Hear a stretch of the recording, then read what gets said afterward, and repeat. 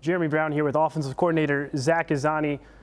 Coach, you guys run a West Coast style offense, and that's predicated around a strong running game, short, intermediate passing game. So you have a good running back in Bobby Rainey. That makes things pretty easy for you. Yeah, you know, obviously if the offense is based on the run, you'd like to have one of the best tailbacks in the country, and we feel fortunate to have Bobby Rainey back there. Very special guy, a lot of talent. He can go north and south and even go out east and west. Has great ability. Just describe the type of back he is and what he brings to your offense. Well, you know, he can do a lot of things. He runs between the tackles really well for us. He's powerful enough and durable enough to do that. And then he's also quick enough to get out on the edge. And anytime, usually backs are built for one or the other, and the special backs like Bobby can do both. You guys have had a lot of defenses lining up 8 or 9 guys in the box trying to stop him, but he still seems to be getting his production. Is that more credit to his work ethic or the offensive line blowing their guys off the line? Well, I think there's probably a combination of a bunch of things. Number one, every week we got to figure out ways to scheme blocking 9 defenders with about 6. And you know, that takes a lot of work and a lot of man hours, so our staff does a great job at that, putting those guys in position to have an advantage numbers wise and schematic wise. And the next thing is, I think, you know, our offensive line has been kind of gelling more and more as the season goes on. Bobby's going to get his touches.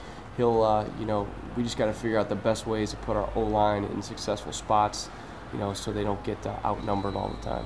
Let's talk about the O-line a little bit. You guys got an experienced group, got some youngsters in there too. How have you been evaluating their play this season? You know, obviously started off good versus Kentucky, and then kind of hit a little down slope there for a couple games. And I think that's a great group of kids, great personalities in there. They love to play the game.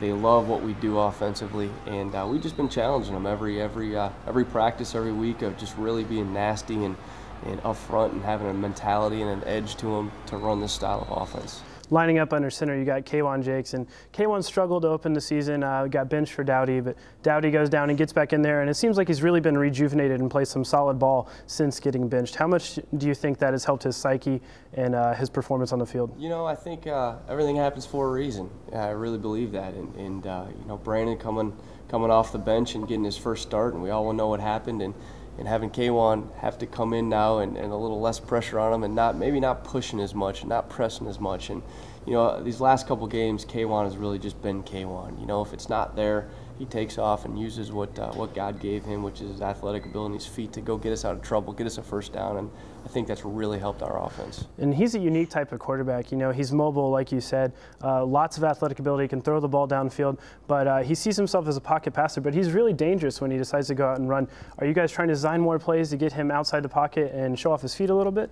Well, yeah, you know, we have some things to do that, and but I'll be honest with you, we got a great tailback too, and we got a couple great tailbacks, and rather them carry the load than K'Wan carry the load. But do we have some ways we can do that if we need them? We certainly do. I think everyone that has an athletic quarterback should have those options. But you know, as the course of the game goes, he'll do that on his own. You know, there's things that are going to break down, and he'll go be him, and we don't need to necessarily call those plays for him to kind of go get some yards when a play breaks down. The wide receiver position, it's been kind of a battle all season long. You guys lost Marcus against Indiana State, so it's really been up to a bunch of true freshmen to kind of step up and carry the load. Evaluate your receiving corps right now. Young, you know, really, really young. And you know what? It's part of the business. No one cares that we're young. No one cares. They just see that, you know, whatever you put out on the field. And I understand that. I've been doing this a long time. I understand that. But at the same time, as a coach, I also understand that we have Tyler Higbee, true freshman, Bo Brand, true freshman, Joel German, redshirt freshman, Rico Brown, redshirt freshman. Those are the 4 guys that have been playing the most of the football, and a little bit of Dexter Haynes, who really didn't play significantly until towards the end of the season last year. So there's a lot of inexperience out there, and there's one way to get better, and that's just keep playing football. And they're hungry. They're gonna keep gelling and keep improving. If it's not gonna come at once, we're not gonna go out and win 4 Biletnikoff awards out there right now. we just got to keep pressing, keep getting better at the little things. Your offense has showed a lot of progression, especially last 2 weeks. 36 points get MCSU, 20 points last week, so that's 56 points in 2 weeks. Are they starting to click? Finally, starting to get things going? Yeah, I think so. They're getting some confidence. They're getting a mentality, which we talk about all the time. You know, we have a certain standard in which we do things offensively. Each area of our offense has a standard. Our kids know the standard. We're really trying to get them to live up to the standard, and I think they're buying in, and the mentality's coming. And I just really think that, I think they're starting to really believe and have some confidence instead of, oh, here we go again. It's now, hey, let's go get this. You guys have Lafayette this week. They run a 3-4 defensive scheme. What are the challenges in going against a team like that? And they've had 5 pick sixes too, so a big playmaking defense. What are the challenges facing the Raging Cajun defense? Well, that scheme is scheme's different. It's a different scheme. It's a 3-4 scheme, which puts two overhang outside linebackers on the edge, which makes blocking and protections a little different. You got to scheme it up a little bit different. So that presents some problems. But at the same time, they're not as built for maybe the downhill running game as, say, a 4-3 team. But they do get in some 4-3 stuff, which we have to be ready for as well.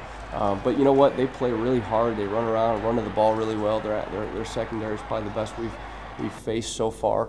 And statistically, obviously, they prove that. So, we'll do some things to try and take advantage of some of their scheme, just like they'll do to us, and it'll be a great game. Well, Coach, thanks for joining us here on The Extra Point. Reporting for The Extra Point, I'm Jeremy Brown.